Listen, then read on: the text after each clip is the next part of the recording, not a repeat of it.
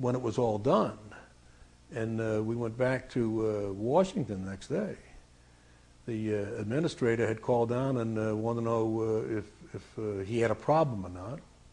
And my boss had told him, well, we took a video of it, and it looks like there might have been something there.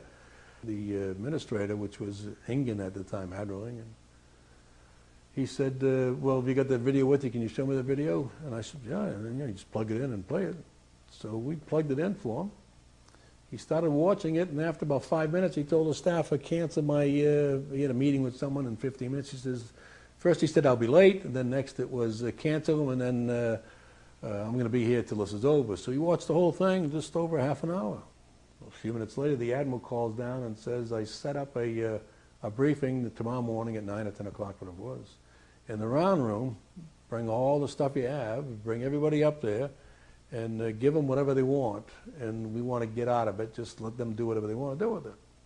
They brought in 3 people from the FBI, 3 people from the CIA, and 3 people from Reagan's scientific study team, and I don't know who the rest of the people were. But they were all excited. When they got done, they actually swore all these other guys into that this never took place. We never had this meeting, and this was never recorded. He said this is the first time they ever had 30 minutes of radar data on a UFO, and they're all itching to get their hands into the data and to find out what it is and what really goes. And if they come out and told the American public that they ran into a UFO out there, it would cause panic across the country, so therefore you can't talk about it. And they're taking all this data. So I said, okay, take all that data, if that's what you want. But they took only what we had there. They didn't ask me if there was anything else that I had. They said they're taking all this data. And I said, fine. Now I had the original video that I took, and I had the pilot's report that came through, the first report, and I had the FAA's first report that was all downstairs on my table. They didn't ask for that, so I didn't give it to them. When they asked me what I thought, I told them that it looked like we had a UFO that was up there. The reason it wasn't on the FAA's tapes was because it was too large of an aircraft, and it was picked up as weather, so we wouldn't record it. That the pilot, the Japanese pilot, seen it. The Japanese pilot drew pictures of it.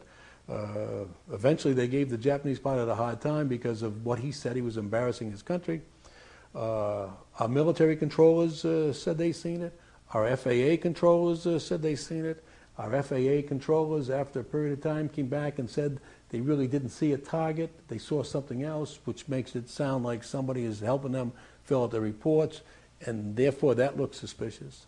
My guess is, because of the way it was, it's not part of the military's operation anymore, that it was a UFO.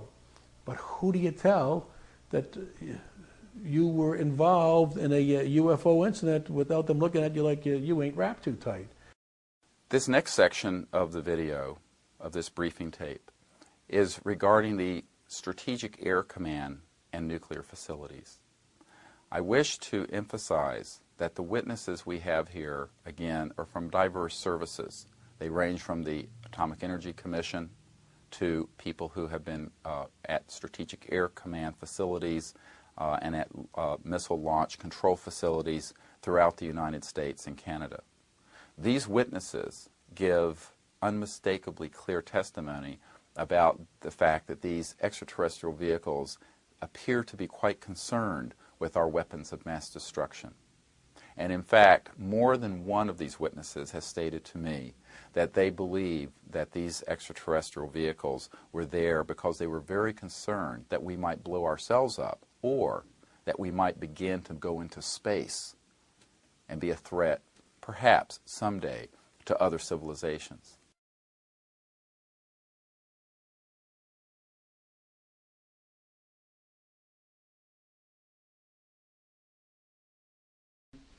They counted down the missile. We heard engine ignition, lift off. We knew the missile was underway.